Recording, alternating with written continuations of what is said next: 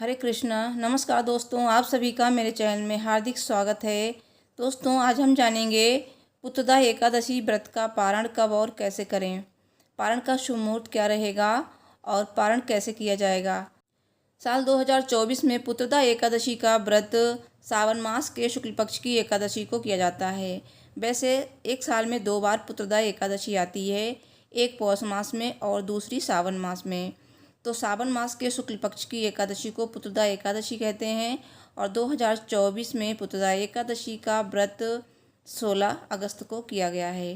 पारण कब किया जाएगा, पारण की सही विधि जानेंगे। तो पारण अगर आपने सही तरीके से नहीं किया तो आपका व्रत भी पूर्ण नहीं होता है। पारण आपको सही तरीके से करना है और शुभ मुहूर्त में करना चाहिए।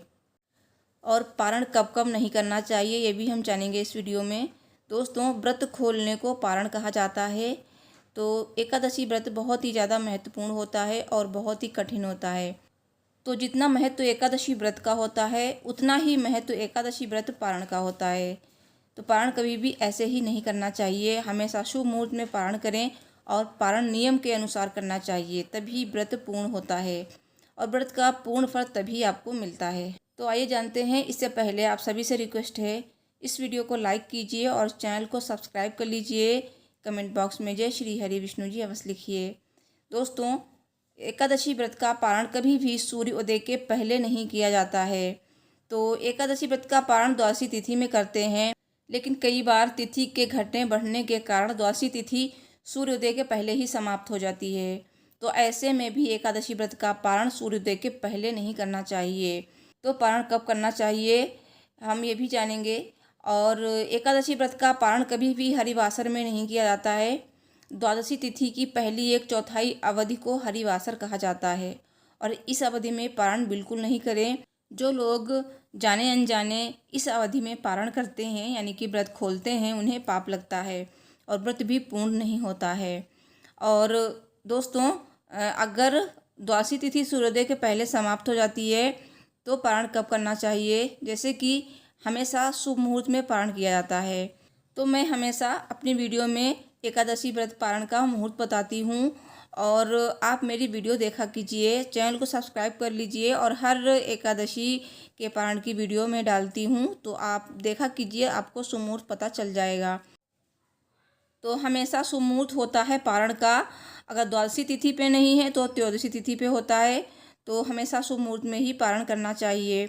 और दोस्तों, कुछ ऐसी चीज़ें हैं जिन्हें खाकर ही पारण करना चाहिए और कुछ ऐसी चीज़ें हैं जिन्हें बिल्कुल भी उस दिन नहीं खाना चाहिए। आगे हम जानेंगे पारण का मुहूर्त। दोस्तों, जैसे कि एकादशी के दिन और एकादशी पारण के दिन दान का बहुत ही ज़्यादा महत्व होता है। तो आप पारण वाले दिन भी दान कर सकते हैं।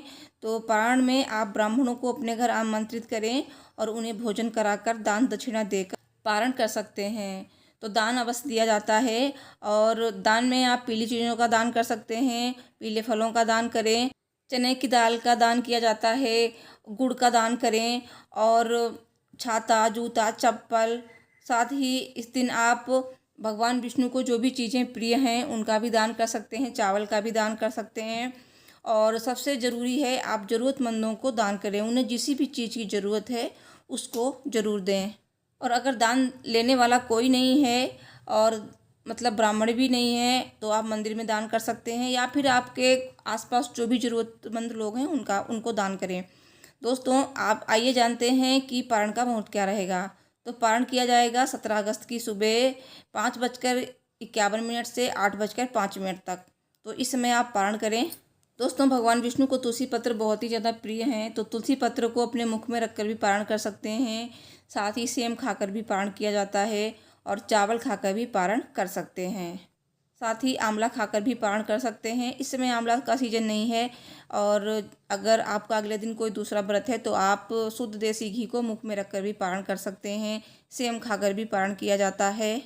और पारण वाले दिन आपको मसूर की दाल, बैंगन और मूली, लहसुन, प्याज, मांस, मंदिरा आदि का सेवन बिल्कुल नहीं करना चाहिए। सारी चीज़ें तामसिक मानी गई हैं। तो इस वीडियो को लाइक करें, चैनल को सब्सक्राइब करें। Thanks for watching. जय श्री लक्ष्मी नारायण जी।